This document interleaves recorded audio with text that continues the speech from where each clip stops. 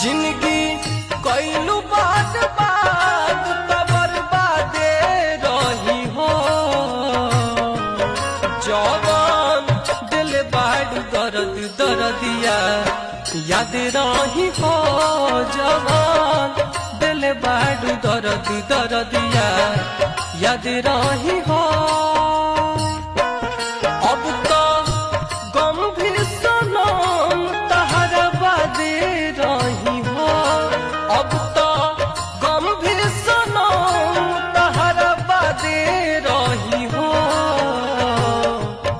जवान दिल बाड़ू दर्द दर्दिया याद रही हो। जवान दिल बाड़ू दर्द दर्दिया याद रही हो।